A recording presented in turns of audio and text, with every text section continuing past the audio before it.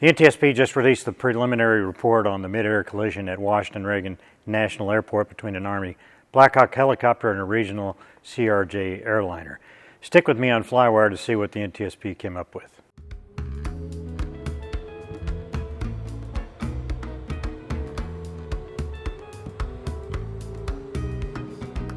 I'm Scott Perdue, and today on FlyWire I want to take a look at that preliminary report from on this accident, and realize this is a preliminary, so it doesn't have all the detail that the final will have, but it's got a lot of facts.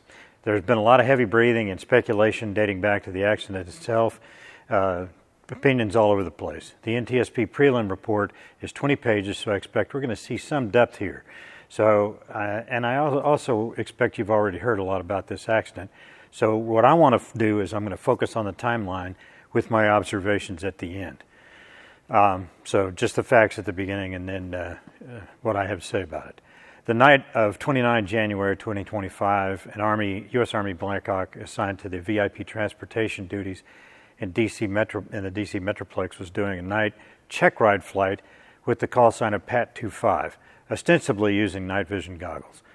A CRJ regional airliner operated by PSA Airlines was operating a commercial passenger flight between Wichita, Kansas and Reagan National Airports as Flight 5342. They collided shortly after the CRJ rolled out on final approach to land on runway 33, and there were no survivors. The flight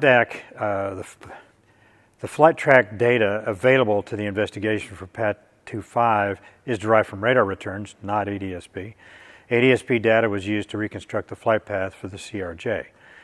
The captain and first officer of the CRJ were current and qualified, and well experienced in the particular airplane. The captain was the pilot flying, and the first officer was the pilot monitoring. You switch roles every other flight, just for experience. That's the way you do it in the airlines. The flight crew of PAT 25 was a pilot, an instructor pilot, and a crew chief. The pilot undergoing the check ride was in the left seat, and the instructor was in the right seat. Normally, the helicopter pilot flies from the right seat. I find it interesting it was reversed.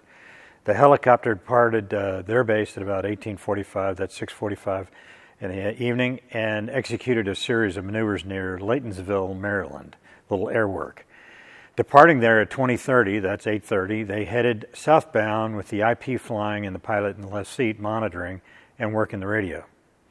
PAT 25 made contact with the DCA tower controller at 20:32, and after setting the current altimeter setting, the crew exchanged controls, and now the pilot in the left seat was flying and the instructor was working the radios and observing. At 20:33 and 41, PAT 25 requested helicopter Route 1 to Route 4 and thence to Delta Alpha Alpha, their base. Route 1 and Route 4 joined between Balling Air Force Base and DCA Airport, just over the river. DCA Tower approved the request. Just over 5 minutes later, PAT 25 picked up helicopter Route 1 and started heading down the Potomac River southeast towards downtown Washington, D.C. A few seconds later, Potomac approach cleared the CRJ approaching from the south to fly the Mount Vernon Visual Runway 1 approach. So it's headed northbound up the river. At 20:40 and 46, the CRJ was lined up on the final approach for runway 1, gear and flaps up. 10.5 miles from DCA at 20:43 and 06, the CRJ crew made initial contact with the DCA tower controller. The tower controller asked if the crew could switch to runway 33, and the pilots agreed. The controller then cleared them to land on runway 33, well ahead of time. At 20:43 and 48 seconds, PAT 25 was 1.1 nautical miles from west of Key Bridge. This cockpit voice recorder captured the pilot stating they were 300 feet. The IP replied they were at 400 feet. Neither pilot noted the altitude discrepancy or its source.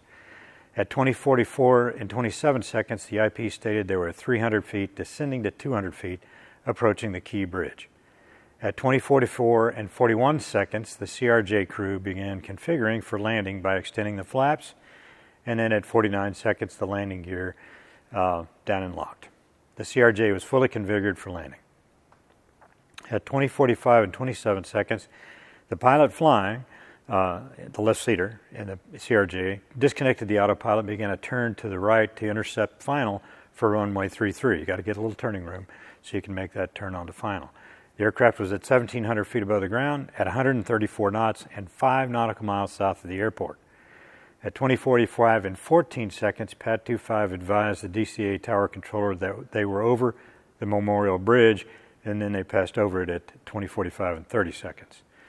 The IP advised the flying pilot that they were at 300 feet and needed to descend. The pilot acknowledged and said they would descend to 200 feet. At 20:45 and 58 seconds, the helicopter crossed the Washington Tidal Basin following helicopter Route 1. 2 seconds after 46, the DCA tower controller transmitted to Pat 25 that the traffic south of Wilson Bridge was a CRJ at 1,200 feet circling the land runway 33. The tower and the CRJ cockpit voice recorder recorded the call. However, the helicopter voice recorder did not record that transmission. At 46 and 8 seconds, Pat 25 reported the traffic in sight and requested to maintain a visual separation. The tower controller approved that request. The distance between the helicopter and the CRJ was approximately 6.5 nautical miles. I think that's a factor.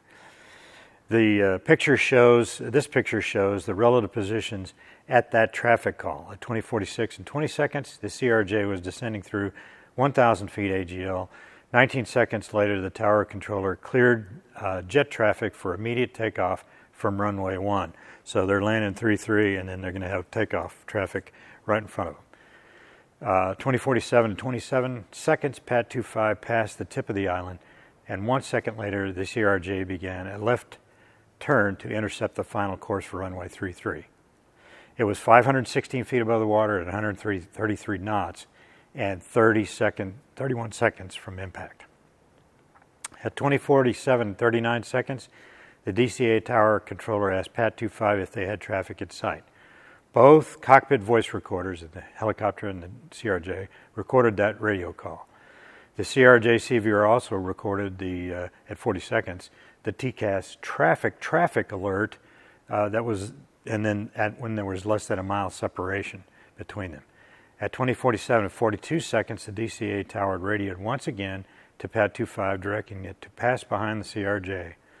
The helicopter CVR was inaudible during the words "pass behind," probably due to a mic key from Pat 25 itself. At 47:44 seconds, Pat 25 stated the traffic was in sight and requested visual separation. The DCA tower controller approved this request. The helicopter CVR recorded the IP telling the pilot that he believed the ATC was asking the helicopter to move left to the east bank of the Potomac. At 47 and 56 seconds, 7 seconds prior to impact, the CRJ was on final at 323 knots, 323 feet, and 143 knots. 6 seconds later, the flight data recorder recorded the elevators deflected to near maximum nose up, and the airplane beginning to increase pitch, attitude to climb. At the same time, the DCA tower controller issued a landing clearance to another airplane. The tower voice recorder captured other voices in the tower reacting to the collision. At impact, the CRJ was descending at 448 feet per minute with 9 degrees nose up in pitch and in a left roll of about 11 degrees. It's trying to turn. All of the lights aboard of the CRJ were operating, and none of them were LEDs. The helicopter's lights, including the anti-collision lights, were all operating, on and operating. Using the helicopter recorder data set, it was all one combined, it was determined that it did not record any position or time or date tags. The barometric altitude recording was actually pressure altitude, and it was inconsistent with other available data, and the investigators determined it was invalid. At this time, it is unclear whether this invalid data was presented to the flight crew. The DCA tower was staffed by 5 controllers, their operations supervisor, local control, and their assistant, clearance delivery, and then the ground controller. The helicopter and local control positions had been combined approximately 5 hours earlier. So they've been operating for a while this way. This was 8:46 or so in the evening. DCA tower local control, that's the tower, was broadcasting on both the helicopter and the airplane published frequencies at the same time. Neither the helicopter or the CRJ could hear the other aircraft, only the tower controller. That could be significant. These are the helicopter routes in the downtown DC area. Route 1 follows the east side of the Potomac, and then southbound past Memorial Bridge, the maximum altitude is 200 feet above the water. Route 4, which begins right about Balling, about that area here, Balling and DCA. Route 4 is supposed to hug the shoreline as well. 200 feet is the maximum altitude.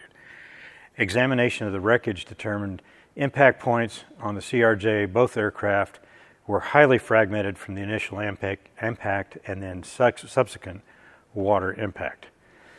They were able to recreate quite a bit, though. From the helicopter, it is notable the left seat and the right seat barometric altimeters were not set exactly the same. I find this curious. The discrepancy is only approximately about 20 feet, so that's not significant, but I find it curious. On 31 January 2025, the FAA prohibited helicopter traffic over the Potomac, with the exception of medevac, active law enforcement, and air defense or presidential transport. The NTSB investigation is still ongoing, and the helicopter ban may become permanent. I think it's one of their initial recommendations, early recommendations. So here's what I got wrong in the first video I did on this accident. Number one, I relied on reports in the news media. Never a good idea, but there wasn't a lot of data to be had either. In the fever to report the accident, strict reliance on fact and sequence was omitted. In the early days, we had not heard the results of the 2 cockpit voice recorders and the various radio transmissions made and received by the pilots. This information proved critical to establishing the sequence of events, and that's how you really understand how things developed and how they happen. I got the relative clock position of the helicopter to the CRJ wrong, and the timing of the other aircraft taking off. What I thought was it was at 12 o'clock for the helicopter, and it was really right about 2 o'clock. Okay, and that is that's important because that would have made it visible only to the IP in the right seat. Okay, not to the pilot in the left seat, in particular if they're wearing NVGs. I still have a problem with the non-standard terminology used to make the radio call and the fact that we're 6.5 miles apart. At low altitude, with background city lights, an airplane higher but still probably in the ground behind it, mixed up with those lights there, I just don't think it would work. I think 6.5 miles, that's a long way when you're at 200 feet. In the prelim, the NTSB appears to use direct quotes from the participants. Sort of think that's important. At no time did the tower controller make a traffic call in relation to the helicopter. And it should have been something like this. Pat 25, traffic 12 o'clock, 3 miles. CRJ landing runway 33, pass behind that traffic. Nothing was like that was made. The news media also reported the departing traffic, but did not in time position relation to the accident aircraft. This is very important information in the event. And in the event, that traffic, the takeoff traffic was no factor, but if there was traffic slightly earlier, then they could have been mistaken by the helicopter. And that's what we got impression with from the news reports. The NTSB did not include it in the prelim report. So where does that leave us? Sloppy radio calls, they contributed to the accident, but the visual lookout responsibility was clearly with the helicopter. Plus, they were near the middle of the channel and over 100 feet higher than they should have been. That is an established fact. There are a lot of questions still to be answered, but it's going to be a while before any of that happens. Okay, the final is probably not going to come out for nearly another year and a half. Just to be clear, the helicopter was not within Route 4 lateral and altitude boundaries. There would only been about 75 feet of clearance. See this picture here, it shows the glide path of an airplane on visual approach to runway 33 and where the corridor you would be. 75 feet of clearance between the helicopter and the glide path. Even if a helicopter was in that corridor, I would think that wake turbulence would be a huge factor. if it was directly underneath the path of a proceeding airplane, and that flight path is nominally where the cockpit is, so how tall is the airplane? Wake turbulence is only a threat to the helicopter in this corridor. The CRJ was making a visual circling approach to runway 33 at night with no vertical path guidance. In my book, that's a difficult approach even in good weather. Daylight. There is a light system that gives you guidance for glide path. That's called a PAPI. But it's the only effective when you're lined up on final, not really during the turn. You got to do a lot of predictions on that. In short, the workload was very high for both of the cockpit crew members on the CRJ. The tower controller did not call helicopter traffic for the CRJ. And with the workload of the circling approach, the crew may not have realized that the traffic calls being made concerned them until that TCAS system alerted.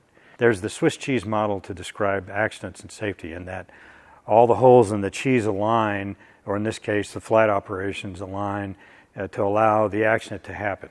Okay, nothing blocked the accident, stopped it. On numerous occasions, any one of the players in this situation could have intervened and stopped the accident from happening. I've been trying to come to grips with this whole safety thing. How do you design a robustly safe operation that operates at a high level continuously, okay, with heavy traffic, etc.? A call from a FlyWire fan, actually, I think made me realize the missing link here, what I was struggling with. And this is not the first time an accident nearly happened in this airspace during these exact kind of operations, and I think one happened just a week prior to this accident. Hear me out. I think that for the helicopter crew, there's a measure of normalization of deviance when flying through that Route 4 corridor. I wouldn't want to be flying a helicopter at or below 200 feet off the water at night on NVGs. An engine failure, a bad encounter with wake turbulence, a simple mistake, and you'd be in the water in seconds. Perhaps that's why they were leaning towards the middle of the river over 100 feet high and with no big hurry to fix it. They'd done it before and it hadn't been a problem. So that's why they were doing it that way. Who knows? They were slow to fix it. For the tower controller, sequencing traffic is like a big dance. You know, get them all lined up in the right order and the timing works out and hey, it's great. We can just really push them in. Before the two aircraft got close to each other, the controller had diverted their attention to the next player in the dance. And I think that is actually a critical issue. It is the way it is. Sequencing airplanes at speed requires the ability to juggle a lot of balls in the air at one time, and it requires a fine sense of timing. You can only spend so many seconds on one issue. You got to take care of it before you got to jump to the other one and take care of that. The overarching goal is to manage the traffic flow, fit everyone in as efficiently as possible, and not run anybody together. For the CRJ crew, they had to fly a difficult maneuvering approach at night, low altitude, with no guidance, landing on a relatively short runway.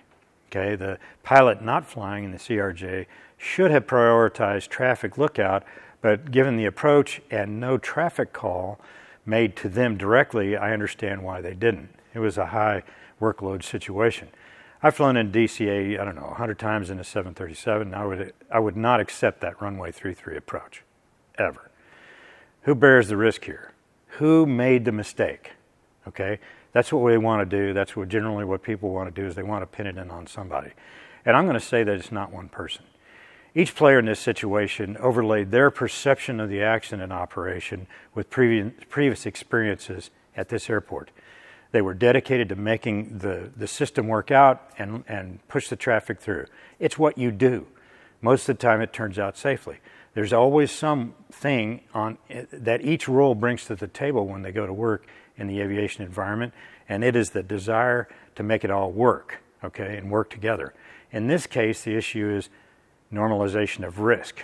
Okay, you've been here before, you've handled the bad situations, or one of the other players did, and this is the way things work here. We become numb to the risk. Okay, safety is not a thing, it's not a task, it's not a goal to be reached, or a box and a checkoff of a list. Okay, safety is a result. It's a byproduct of culture. That's my opinion. Safety is a result, a byproduct of culture. I believe the NTSB is going to recommend termination of all helicopter operations at DCA, along the lines of the standing NOTAM, the one that's up right now. This is a retroactive maneuver, and it addresses that particular accident. It does not address the normalization of risk at DCA or any one of a number of other airports around the U.S., or the world for that matter. The real question and the effectiveness of safety programs comes into play when we address the root of the risk and figure out how to mitigate it with protocols for any situation. Okay, I know people are doing that, but it's not working correctly. Then you got to ingrain those protocols into our culture. This is how we do things safely every day, every time. And to me, that's a significant difference than the way we do things now. People always make mistakes, but no matter how good AI ever gets to be, I don't think it's going to replace a human in a dynamic situation. Typically, as humans, we make most of the mistakes in situations that are familiar. When we are affected by complacency, whether we realize it or not, and then we fail to see the risk factors have increased. Maybe AI can help with that. I don't know. But the bottom line is that we are human, and we have to consider and mitigate risk, and we have to develop systems, protocols to do that, to achieve that mitigation. In my view, life is a risk, and you got to deal with it. So, thanks for watching. Hope we all learned something from this one. Let's figure out a safe culture that embraces risk, and I'd like to hear from you. Tell me what you think. It'd be an interesting conversation. See you next time on FlyWire.